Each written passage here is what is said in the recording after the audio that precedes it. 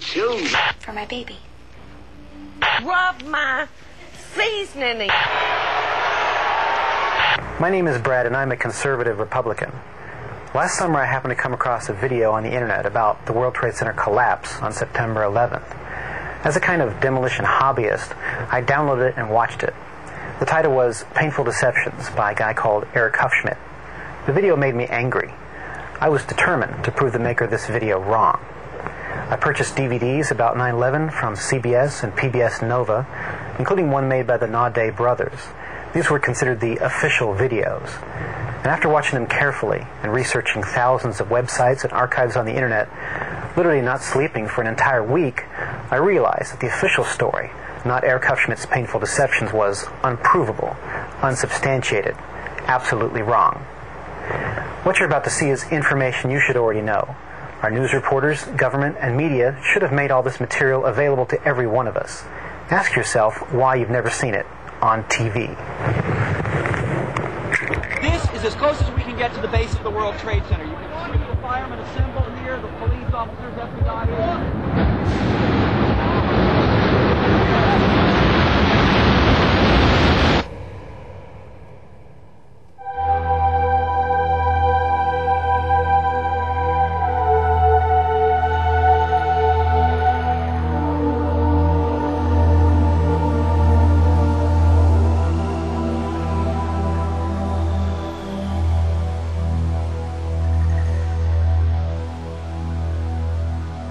On September 11th, we learned that 4 passenger planes were hijacked and taken radically off course.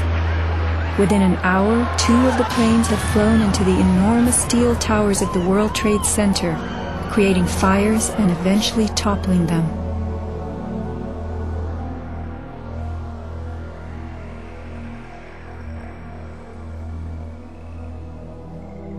Dazed by the news, the American public soon believed the fires in the towers had burned so hot they caused the steel frames of the buildings to give way.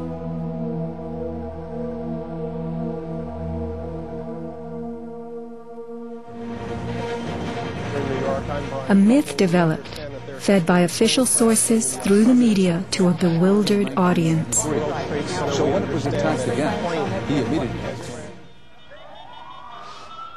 Elements of the myth.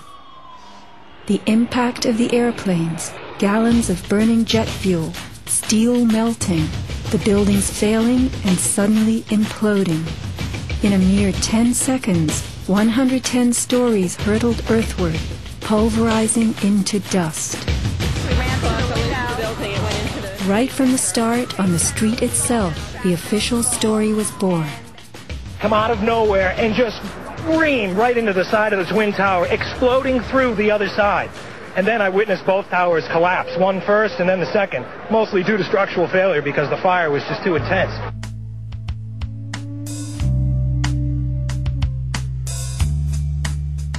The myth bled into the FEMA report and was echoed by the experts. It was the combination of the impact load doing great damage to the building, followed by the fire, that caused collapse. John Skilling and Les Robertson were the structural engineers who designed the streamlined steel frames of the Twin Towers in the 1960s. Because a wayward Army bomber flew into the Empire State Building in 1945, the towers were built with skyscraper crashes in mind. The airplane we were envisioning was the largest airplane of its time, flying slowly and low, lost in the fog. We designed the buildings to take the impact of the Boeing 707 hitting the building at any location. But the aircraft that hit the towers was a Boeing 767, heavier than a 707, fueled for a transcontinental flight and traveling fast. 707s and 767s are comparable. The maximum takeoff weight of a fully loaded 707 is almost 334,000 pounds.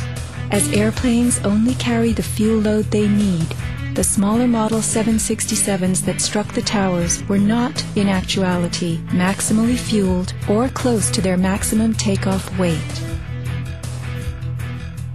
As to the fires, listen to Chief Oreo Palmer from his radio on the South Tower's 78th floor. We got 2 isolated pockets of fire. We should be able to knock it down with 2 lines. Where you know that? 78th floor. We got 2 isolated pockets of fire.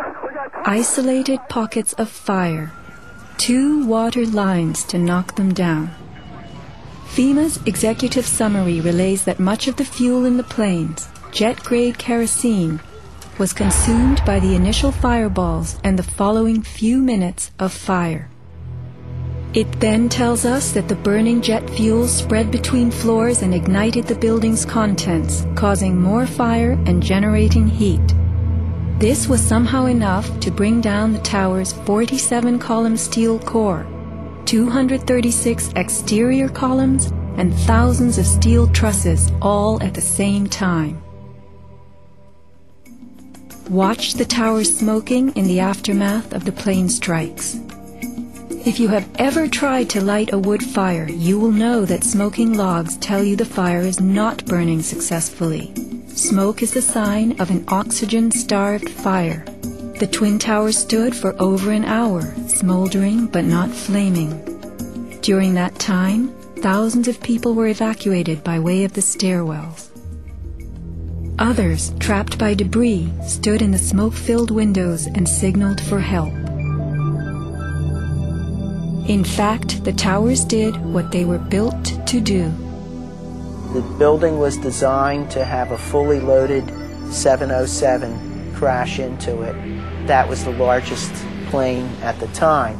I believe that the building probably could sustain multiple impacts of jetliners because this structure is like the mosquito netting on your screen door, this intense grid, and the jet plane is just a pencil puncturing that screen netting. It really does nothing to the screen netting. The towers were built to withstand 140-mile-an-hour gusts produced by winter storms. Anyone in them on a windy day could feel them swaying. The single impact of a jetliner was no more of a blow than the continued battering of a hurricane. I was just putting my stuff away, and all of a sudden we heard a loud crash, and the building started shaking, kind of moving like a wave. New Yorkers were stunned 1 hour later when the first tower fell. To the best of my knowledge, the considerations of the fuel in the airplane in terms of an explosion or a great fire was not considered. Now, we were not responsible for that aspect of the design. Imagine building expressly for airplane impact, but never thinking of the fuel.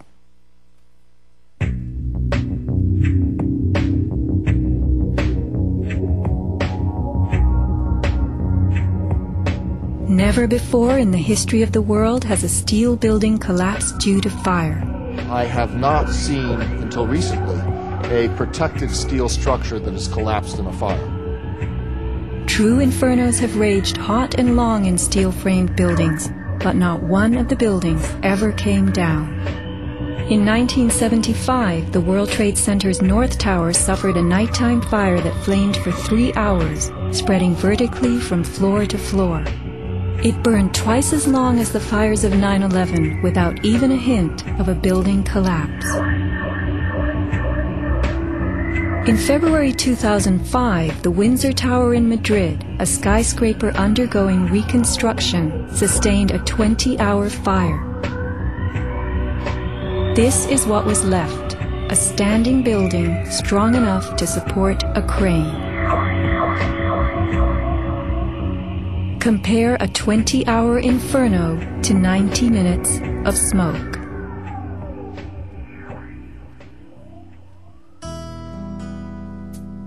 Why are buildings made of steel? Strong, light, and flexible steel frames